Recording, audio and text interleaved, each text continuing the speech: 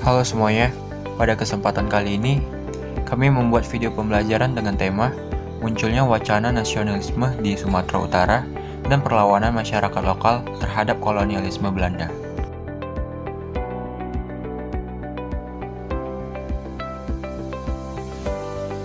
Sebelumnya perkenalkan kami dari kelompok 8 yang beranggotakan Cindy Rizky Salsabila, Endang Alaina Barubarus, Fauzan Asmi, dan saya sendiri Rifki Hasyaandana dan Rona Cynthia Rumapea. Adapun tujuan video pembelajaran ini dibuat untuk memenuhi tugas mata kuliah Sejarah Sumatera Utara dengan dosen pengampu Ibu Lister Eva Simangunsong, SPD MA. Kami dari kelas E reguler 2022, Prodi Pendidikan Sejarah, Fakultas Ilmu Sosial, Universitas Negeri Medan. Perkenalkan, nama saya Rona Cynthia Rumapea dari kelompok 8. Di sini saya akan menjelaskan materi mengenai munculnya wacana nasionalisme di Sumatera Utara. Pertama-tama saya akan menjelaskan pengertian dari nasionalisme. Nasionalisme merupakan perasaan kebangsaan atau cinta dan bangga terhadap bangsanya yang sangat tinggi. Banyak dari para ahli atau tokoh-tokoh dunia yang memberikan definisi mengenai nasionalisme. Menurut Hans Kohn, nasionalisme adalah suatu paham yang mengkehendaki kesetiaan yang tertinggi dari rakyat kepada negara dan bangsa. Menurut Otto Bauer, nasionalisme muncul karena adanya persamaan sikap dan tingkah laku dalam memperjuangkan nasib yang sama. Menurut Ernest Renan, nasionalisme adalah munculnya keinginan menjadi suatu bangsa karena ada kemauan untuk bersatu. Munculnya pergerakan nasionalisme di Sumatera Utara diawali dengan adanya penindasan terhadap masyarakat Sumatera Utara, khususnya terhadap para buruh tani. Penderitaan yang terjadi di perkebunan itu melahirkan suatu dasar untuk tumbuhnya kebangunan bagi perlawanan terhadap pemerintah Belanda, di mana perlawanannya ini bukan seperti peperangan atau kekerasan-kekerasan lainnya yang bersifat fisik, tetapi lebih mengarah ke non-fisik seperti media surat kabar. Munculnya wacana nasionalisme di Sumatera Utara itu karena adanya pers di Sumatera Utara dalam kurun waktu mulai tahun 1917 sampai 1942, yang dimana pers ini digunakan untuk menentang kekejaman-kekejaman pemerintah Belanda. Pers diantaranya yaitu seperti surat kabar, majalah, radio, dan perfilman. Salah satu tokoh nasionalisme Sumatera Utara yang muncul adalah Parada Harahap. Parada Harahap merupakan seorang tokoh jurnalistik yang lahir di Pargarutan, Padang Sidempuan pada tahun 1899. Parada Harahap ini dijuluki sebagai King of the Java Press karena kemauannya yang keras dan semangat belajarnya yang tinggi. Karena kecerdasannya inilah, ia dapat diterima di salah satu perkebunan milik Belanda, yaitu perkebunan Rubber Kulturmich Amsterdam di Sungai Karang. Selanjutnya, ia juga pernah bekerja di Onderdeling Sungai Dadap Asahan menjadi salah satu asisten. Berbarengan dengan masa kerjanya di sana, ia juga memulai karirnya sebagai jurnalistik. Tulisan pertama dari Parada Harahap yaitu kritik terhadap aturan yang memperbolehkan Belanda membawa tongkat yang di dalamnya terdapat pisau, sementara para kuli dilarang keras membawa senjata tajam. Akibat dari tulisannya inilah, ia dipecat dari pekerjaannya. Karir jurnalisnya dimulai saat ia menjadi salah satu staf di redaksi surat kabar Benih Merdeka. Kemudian ia kembali ke kampung halamannya dan memimpin surat kabar Sinar Merdeka. Surat kabarnya sebagian besar berisi tentang kritikan terhadap kebijakan pemerintah kolonial Belanda. Pengaruh dari Parada Harahap inilah yang menyebabkan bangkit dan berkembangnya pers di Sumatera Utara yang tujuannya adalah mencapai kemerdekaan dengan cara menulis. Halo semuanya, Assalamualaikum warahmatullahi wabarakatuh. Perkenalkan, nama saya Cindy Rizky Salsabila.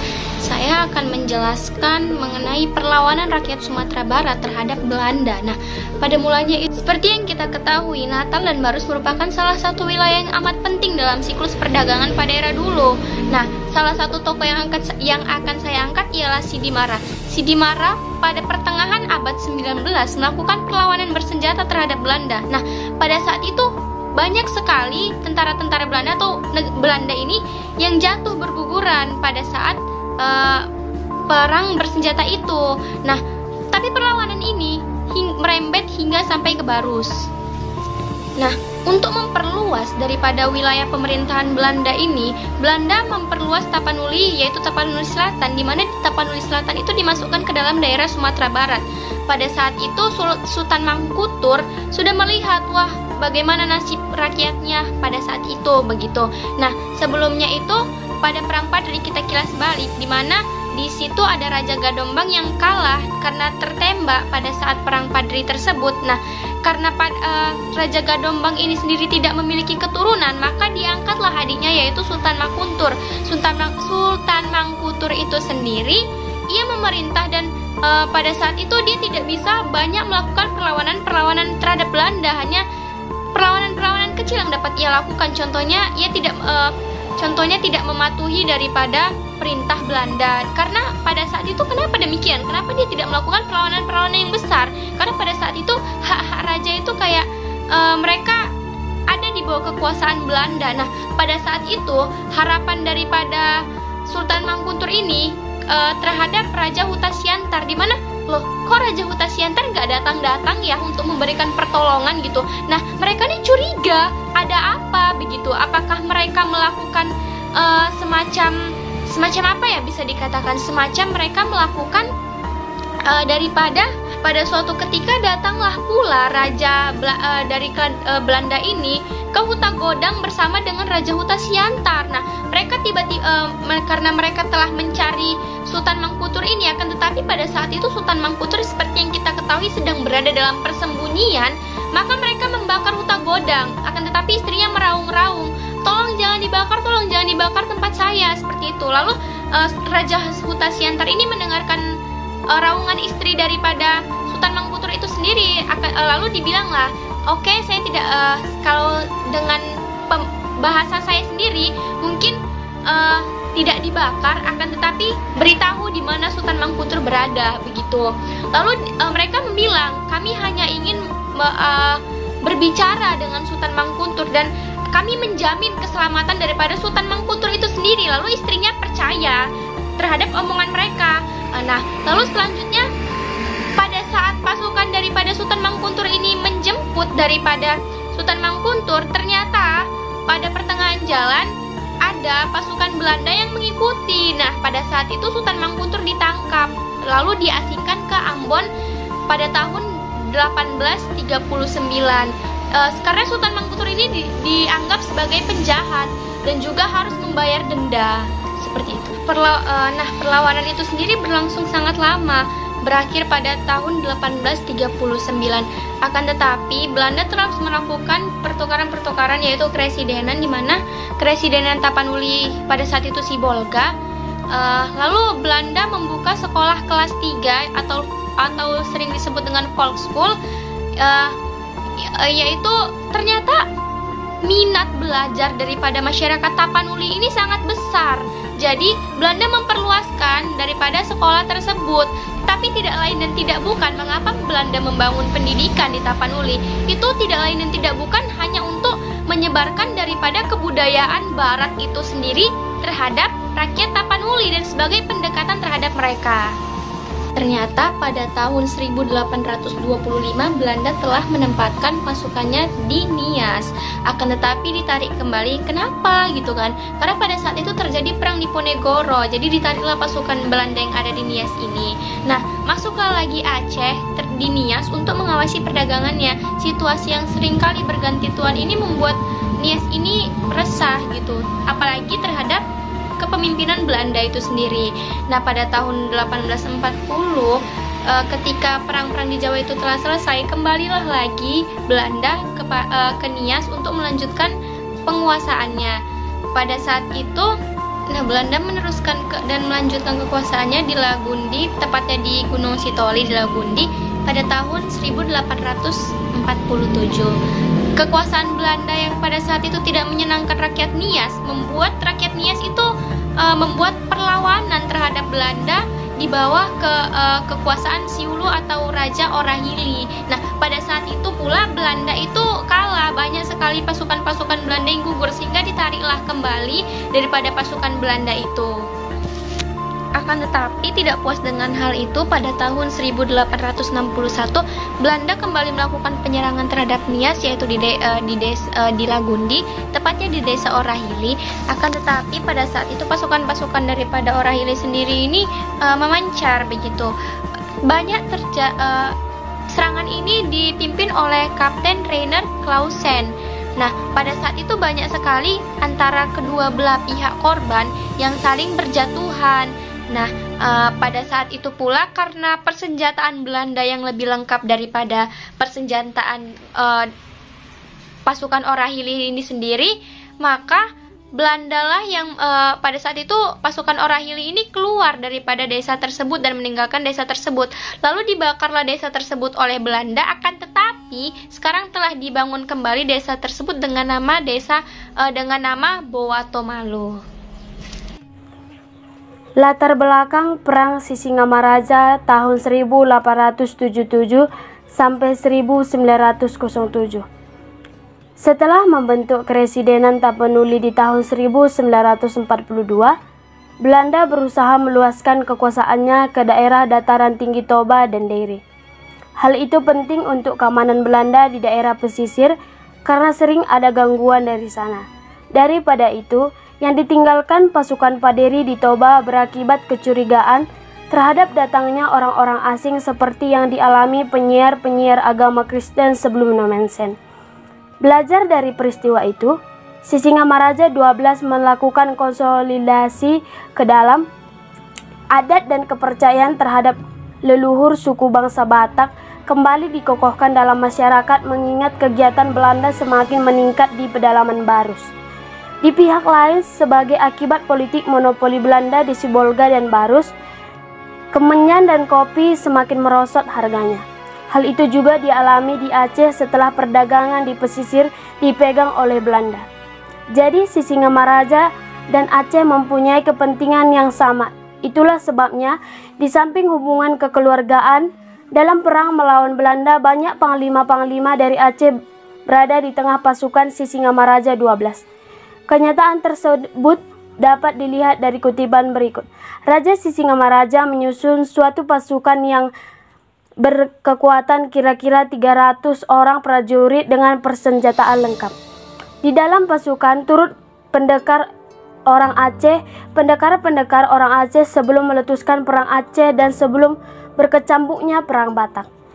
Jadi sesungguhnya antara Aceh dan Batak telah ada kesiapsiagaan menghadapi agresi Belanda.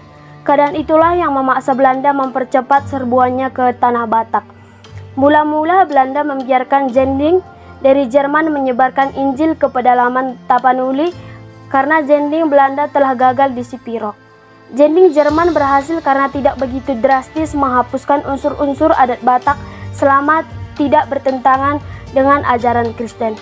Hal inilah yang membuat Nommensen berhasil menyebarkan agama Kristen di Tapanuli Utara yang memberi peluang bagi penetrasi kekuatan Belanda. Baik, nama saya Paujan Admi. Saya akan melanjutkan materi dari teman saya.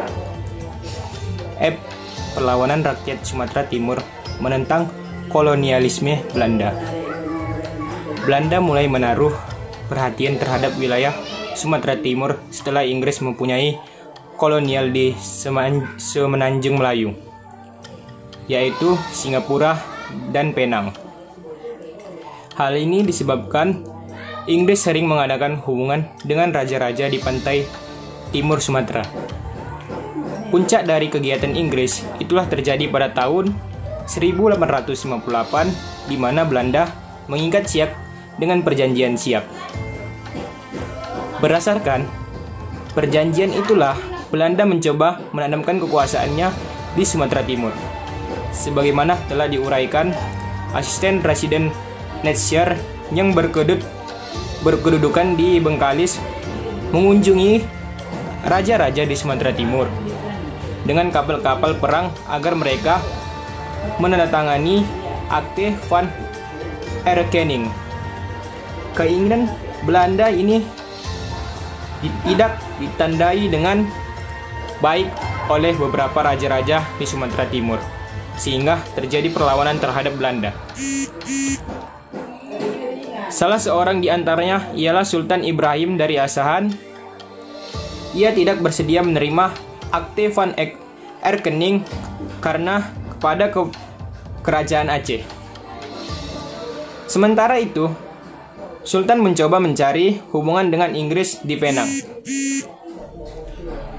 Tetapi karena keterikatan Inggris pada perjanjian yang telah ditandatangani dengan Belanda, yaitu Traktat Sumatera, maka Inggris tidak memberikan angin. Pengganti Sultan Ibrahim yaitu Alhamdulillah meneruskan perlawanan terhadap Belanda. Perlawanan ini mendapat dukungan dari rakyat pesisir yang terdiri atas suku bangsa Melayu dan dari suku bangsa Batak pedalaman.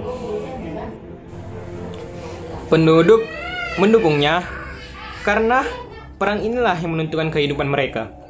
Penduduk yang selama ini melakukan perdagangan dengan daerah pedalaman melalui sungai Asahan akan kehilangan mata pencarian bila Belanda berkuasa. Tetapi, walaupun perlawanan tersebut mendapat bantuan dari segala jurusan, akhirnya gagal juga karena daerah lautan telah dikuasai Belanda apabila persenjataan Belanda lebih ampuh. Sultan Ahmad Shah kemudian ditangkap oleh Belanda dan dibuang ke Riau. Ia baru boleh kembali pada tahun 1885 setelah menandatangani Korte Verkaliringen yang disodorkan Belanda. Penggantinya adalah Sultan Husin Shah pada tahun 1890. Di masa pemerintahannya, Belanda melakukan pengutipan, blasting atau pajak yang tinggi, yang tidak bisa disanggupi rakyat. Ia memohon kepada residen dan gubernur agar ketentuan ini ditinjau kembali.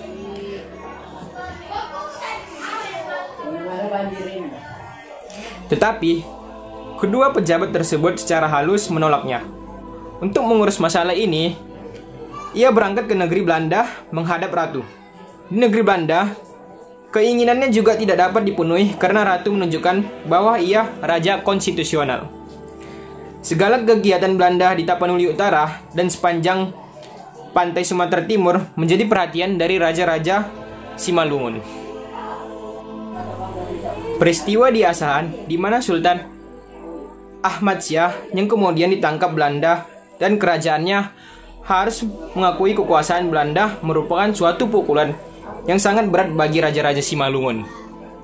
Daerah Simalungun mempunyai hubungan yang sangat erat sekali dengan daerah pesisir seperti Serdang, Batubara, dan Asahan. Karena segala hasil bumi mereka itu harus melalui daerah tersebut. Selain itu, di pantai juga berdiam penduduk dan asalnya dari suku bangsa Simalungun yang telah menganut agama Islam. Hubungan kebudayaan yang erat itu mengakibatkan raja-raja Simalungun turut merasakan apa yang telah terjadi di daerah-daerah pesisir. Di samping itu, kerajaan Simalungun suatu ketika akan mengalami nasib yang sama pula.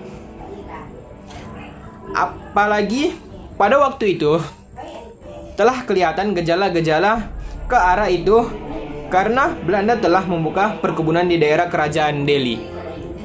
Bertolak dari pemikiran itulah, maka raja-raja Simalungun dengan raja daerah pantai yang beragama Islam dan belum dikuasai Belanda mengadakan suatu perserikatan. Perserikatan itu disebut 4 serangkai yang terdiri dari atas Raja Silau, Raja Panci, Raja Siantar atau Raja Simalungun, dan Raja Tanung Kasau atau raja daerah pesisir yang beragama Islam. Di Pematang Panci, mereka mendirikan tempat bermusyawarah yang disebut Balai Berempat. Di sini mereka bertemu pada waktu-waktu tertentu untuk membicarakan kebijakan apa yang harus dilakukan dalam menghadapi suatu persoalan yang sama. Sementara itu, gerakan pelebaran kekuasaan kolonialisme Belanda semakin melebar.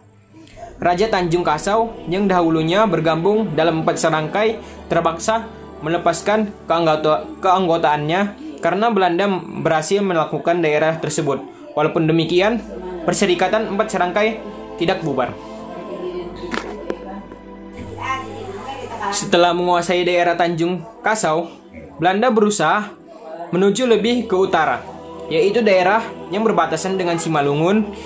Raja-raja kecil yang berada di tebing tinggi yang takluk pada kerajaan Serdang tidak dapat menerima segala peraturan-peraturan yang dibuat Belanda. Di antaranya ialah Raja Padang yang sangat gigih mempertahankan agar adat istiadat kerajaan tersebut terus dijalankan. Belanda menganggap Raja Tengku Maharaja Muhammad Nurdin dengan segala tingkah lakunya itu akan membahayakan penanaman kekuasaannya di daerah sekitarannya. Ia segera diturunkan dari tahta kerajaan. Raja kerajaan Padang di tebing tinggi tidak tinggal diam. Segera ia mengadakan hubungan dengan raja-raja Simalungun yang bergabung dalam 4 serangkai raja-raja Simalungun. Segera turun menghadapi malapetaka yang menimpa Raja Padang sebagai tetangganya. Peristiwa ini terjadi sekitar tahun 1887. Sekian dari materi saya, terima kasih. Terima kasih telah menyaksikan video ini. Apabila pada video kami terdapat kesalahan atau kekurangan kata, kami mohon maaf. Dan semoga video pembelajaran kali ini bermanfaat bagi kita semua.